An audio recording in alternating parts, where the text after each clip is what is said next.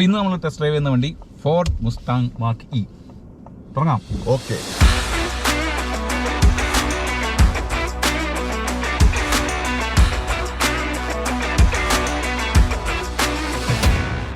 ആദ്യത്തെ ചോദ്യം, ഇത് നാട്ടിൽ വരുന്നുണ്ടോ? ഫോർഡ് തന്നെ നാട്ടില് ഇപ്പൊ ഇല്ല. അതുകൊണ്ട് സംശയമാണ്. നമ്മുടെ ഈ ഇടയ്ക്ക് ഇറങ്ങിയ മമ്മൂട്ടിയുടെ റോഷാക്കിലും ഒക്കെ നമ്മുടെ മസ്താങ് ആണ് മെയിൻ ആയിട്ട് കാണിക്കുന്ന കാറ്. ആക്ച്വൽ മസ്താങ്ങിനേക്കാളും ഗ്രൗണ്ട് ക്ലിയറൻസ് കുറവാണ് ഈ SUV. രണ്ട് വേർഷൻസ് ആണ് ബാറ്ററി കപ്പാസിറ്റി ഉള്ളത്. ഒന്ന് അവർ 75 kWh, പിന്നെ ഒരെണ്ണം 98 kWh എന്ന് വിളിക്കുന്നു. പക്ഷെ അതിന്റെ 70 kWh 91 ആണ് അതിന്റെ ആക്ച്വൽ യൂസബിൾ കപ്പാസിറ്റി ആയിട്ട് അവർ പറയുന്നത്. ഇത് 2023 മോഡൽ ഇയറിനെ കുറിച്ച് പറയുകയാണെങ്കിൽ സ്മോൾ ബാറ്ററി സ്റ്റാൻഡേർഡ് റേഞ്ച് എന്നാണ് അവർ വിളിക്കുന്നത്. Standard range rear wheel drive ആണ് അതിന്റെ ബേസ് മോഡൽ. പിന്നെ Mach-E പ്രീമിയം എന്ന് വിളിക്കുന്ന ഒരു വേരിയന്റ് ഉണ്ട്. അതിൽ അവൈലബിൾ ആയിട്ടുള്ളത് standard range all wheel drive. ഈ വണ്ടി standard battery all wheel drive ആണ്. പിന്നെ അതിൽ തന്നെ എക്സ്റ്റെൻഡഡ് റേഞ്ച് റിയർ വീൽ ഡ്രൈവും ഓൾ വീൽ ഡ്രൈവും ഉണ്ട്. 98 kWh ബാറ്ററി ഉള്ള വേർഷൻ്റെ. പിന്നെ ഇതിനൊക്കെ മേലെ ഒരു GT എന്നുള്ള ഒരു hello model.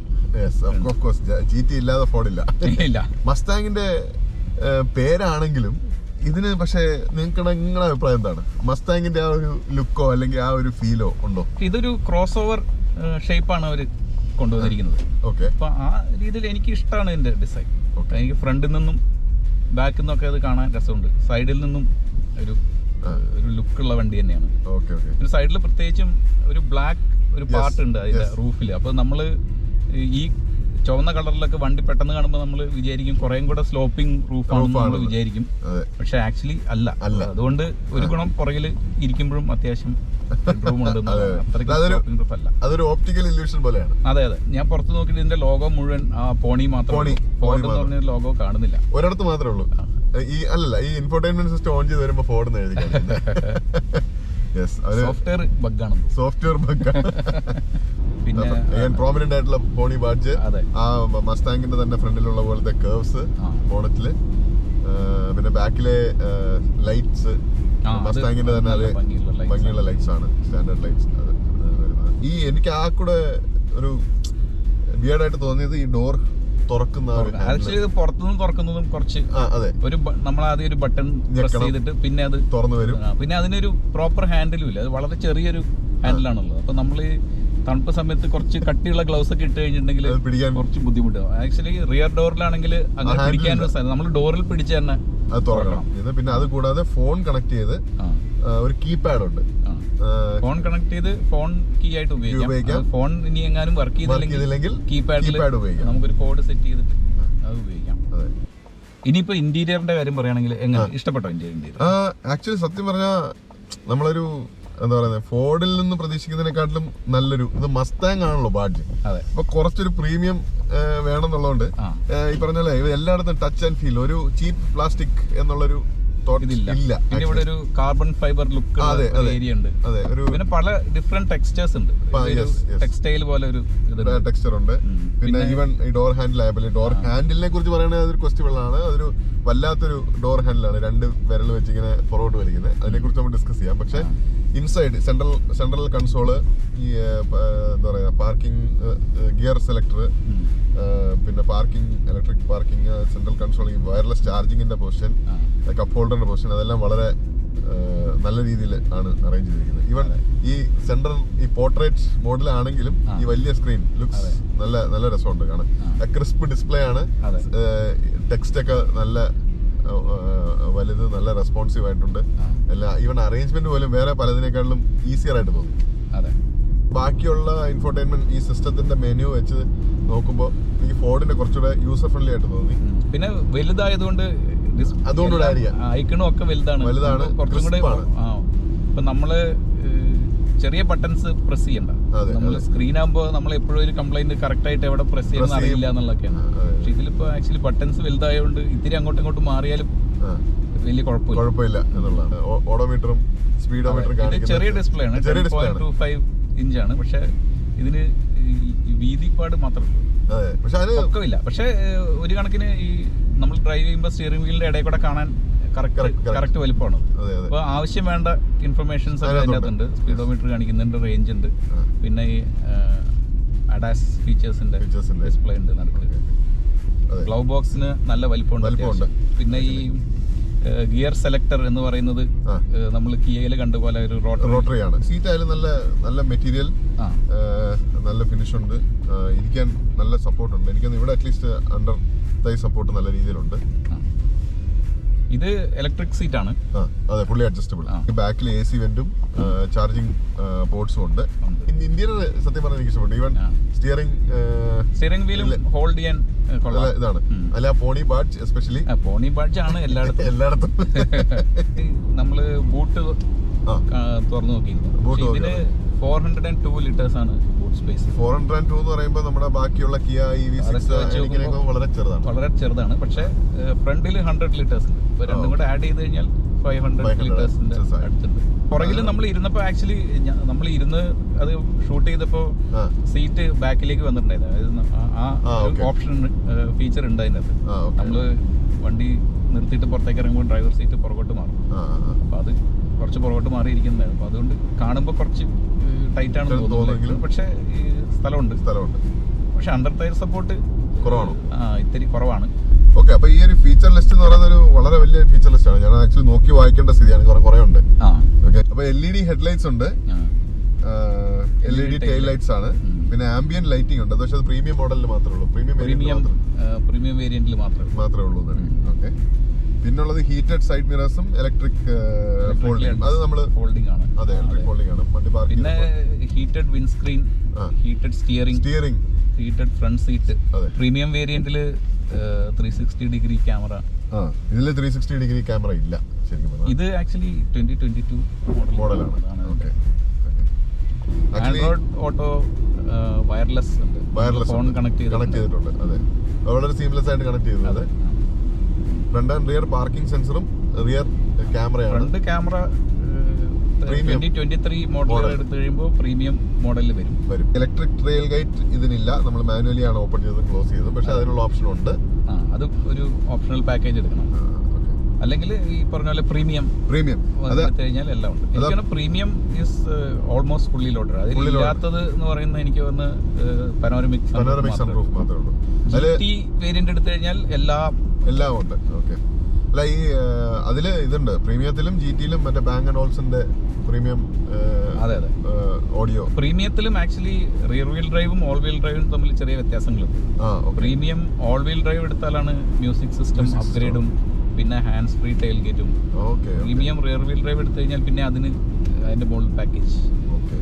Traffic signal recognition. Actually ADAS features എല്ലാ വേരിയന്റിലും ഉണ്ട്. Adaptive cruise, lane keep assist, blind spot monitoring. ഇപ്പൊ ഇതിന്റെ റിയർ വ്യൂ മിററിൽ വണ്ടി പോകുമ്പോൾ ഓറഞ്ച് ലൈറ്റ് തെളിയുന്നത് കാണാം.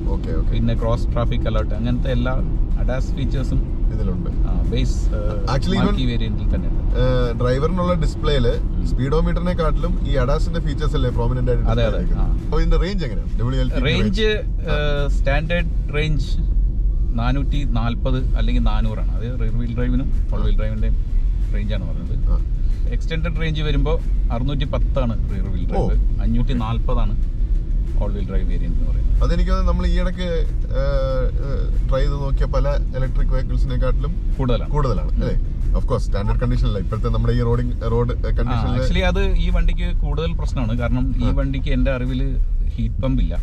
അപ്പോൾ വിന്ററിൽ റേഞ്ച് ഡ്രോപ്പ് ചെയ്യും എല്ലാ വണ്ടിക്കും. ഈ വണ്ടിക്ക് കുറച്ച് കൂടുതൽ ഡ്രോപ്പ് ചെയ്യാൻ ചാൻസ് ഉണ്ട്. Charging DC fast charging battery extended battery ആണെങ്കിൽ 150 കിലോവാട്ട് ആണ് മാക്സിമം പീക്ക് പവർ. 45 മിനിറ്റ് ആണ് 10 to 80. ഐണിക് 5 EV6 800 വോൾട്ട് ടെക്നോളജി ആയതുകൊണ്ട് അത് വളരെ ഫാസ്റ്റ് ആണ്. പക്ഷെ എനിക്കൊന്ന് ബാക്കിയുള്ള ഏകദേശം വണ്ടികളൊക്കെ 30 to 35 ആ ഒരു റേഞ്ചിലാണ് വരുന്നത്. പക്ഷെ ഇത് ഇപ്പോൾ ബാറ്ററിയും വലുതാണ്. മറ്റേതൊക്കെ 77 കിലോവാട്ട് അവർ ആണ് മിക്കവാറും ബാറ്ററി വരുന്നത്. ഇതിന്റെ 91 ആണ് യൂസബിൾ കപ്പാസിറ്റി. 540 600 ഒക്കെ റേഞ്ച് പറയുന്നുണ്ട്, നമ്മൾ ക്ഷമിക്കാം. ചെറിയ ബാറ്ററി ആണെങ്കിൽ 110 ആണ് മാക്സിമം പീക്ക് പവർ. അതിന് ഈ 38 മിനിറ്റ്സ് ആണ് 10 to 80. ഡ്രൈവിംഗ് മോഡ്സ് നമ്മളിപ്പോ ആക്റ്റീവ് മോഡിലാണ്, അതായത് നോർമൽ മോഡാണ്. ഓക്കെ, സോ ഇതില് വിസ്പർ, ആക്റ്റീവ് ആൻഡ് അൺടൈംഡ് എന്നാണ് പറയുന്നത്. അൺടൈംഡ് എന്ന് പറഞ്ഞാൽ സ്പോർട്സിന് ഈക്വൽ ആയിട്ടുള്ള മോഡാണ്. പക്ഷെ അത് ഇപ്പൊ ഇന്നിപ്പോ ധൈര്യമില്ല വേണ്ട. ഇലക്ട്രിക് ആണ്, അതുകൊണ്ട് സൗണ്ട് ഉണ്ടാവില്ല. അതുകൊണ്ട് ഈ മസ്താങ്ങിന്റെ സൗണ്ട് കേൾക്കണമെങ്കിൽ ഇതിൽ പ്രൊപ്പൽഷൻ സൗണ്ട് എന്ന് പറഞ്ഞ ഓപ്ഷൻ ഉണ്ട്. അത് ഓൺ ചെയ്ത് കഴിഞ്ഞാൽ ബാക്കിലുള്ള സ്പീക്കറിൽ നിന്ന് ആ ഒരു പ്രൊപ്പൽഷൻ അല്ലെങ്കിൽ വണ്ടിയുടെ സൗണ്ട് പ്ലേ ചെയ്യും. അതാണ്. അതും പുറത്തുള്ളവർക്ക് കേൾക്കാൻ പറ്റില്ല, അകത്തുള്ളവർക്ക് നമുക്ക് ആ ഒരു ഫീൽ കിട്ടാം. ജനറലി ഡ്രൈവിംഗ് എങ്ങനെയുണ്ട്? ഡ്രൈവിംഗ് കംഫർട്ടബിൾ ആണ്. ഇതിപ്പോ നല്ല സ്നോ കണ്ടീഷൻസ് ആണ്. പിന്നെ ഇതിന്റെ സ്റ്റഡഡ് ടയേഴ്സ് അല്ല, നോർമൽ ഫ്രിക്ഷൻ ടയേഴ്സ് ആണ് വിന്റർ ടയർ. പക്ഷെ എന്നാലും എവിടെയും സ്ലിപ്പ് ചെയ്യുന്നതായിട്ട് എനിക്ക് തോന്നിയില്ല. ഇത് ഓൾ വീൽ ഡ്രൈവ് വെർഷൻ അല്ലേ? അതെ, എവിടെയും സ്ലിപ്പ് ചെയ്യുന്നതായിട്ട് തോന്നിയില്ല. നമ്മളിപ്പോ കുറച്ച് സ്ലഷ് ആയിട്ട് കിടക്കുന്ന ഭാഗങ്ങളിലൂടെ ഓടിച്ചു, പക്ഷെ അങ്ങനെ സ്ലിപ്പ് ചെയ്യുന്നതായിട്ട് എവിടെയും തോന്നിയില്ല. പിന്നെ സ്റ്റിയറിംഗ് നല്ല വെയിറ്റ് ഉണ്ട്.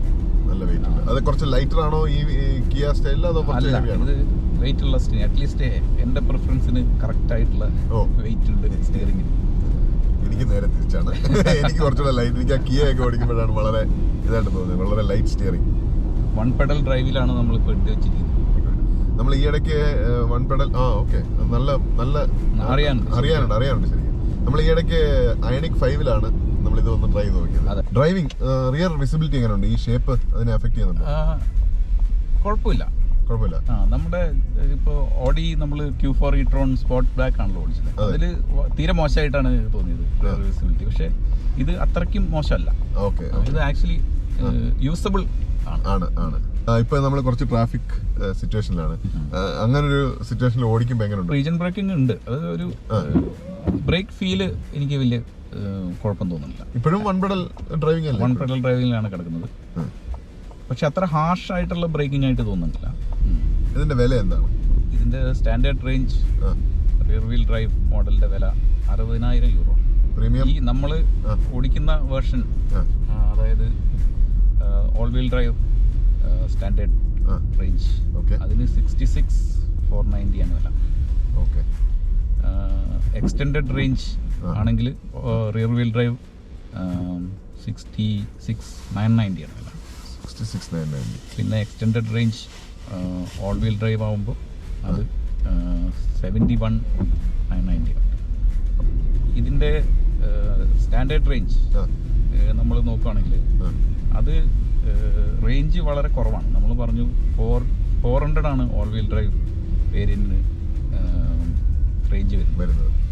അത് ആക്ച്വലി ഇതിൻ്റെ കോമ്പറ്റീഷൻ ഇപ്പോൾ നമ്മൾ EV6 അല്ലെങ്കിൽ ഈവൻ ഫോക്സ് വാഗൻ ഗ്രൂപ്പിൻ്റെ കാറുകൾ നോക്കുകയാണെങ്കിൽ അത് വളരെ കുറവാണ്. 490 ഒക്കെയാണ്, 480 to 490 ആണ് ആ വണ്ടികളുടെയൊക്കെ റേഞ്ച് വരുന്നത്. അപ്പോൾ അതിൻ്റെ റിയർ വീൽ ഡ്രൈവ് എടുത്താൽ പോലും അതിൻ്റെ റേഞ്ചും 440 ഉള്ളൂ.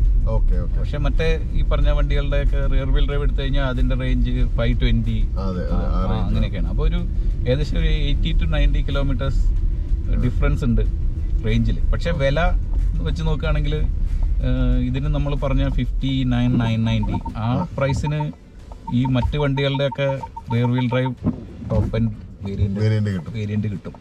പിന്നെ മസ്താങ് എന്നുള്ള ഒരു പ്രീമിയം ബാഡ്ജ് എന്നുള്ളത് കൊണ്ട് ആയിരിക്കാം അവർക്ക് ആ പ്രൈസ് ഇടാൻ ഓക്കെ ആണെന്ന് തോന്നി. അതോ ഇനി പ്രൈസ് കൂടുതലായതുകൊണ്ടാണോ അവർ ഇനി മസ്താങ്ങിന്റെ ഒരു പ്രീമിയം ബാഡ്ജ് ഇടാം എന്ന് തീരുമാനിച്ചത്? എക്സ്റ്റെൻഡഡ് റേഞ്ച് എടുത്തു കഴിഞ്ഞാൽ അതിന് ബേസിക്കലി കൂടുതൽ റേഞ്ച് വേണമെന്നുള്ളവർക്ക് നല്ലൊരു ഓപ്ഷനാണ്.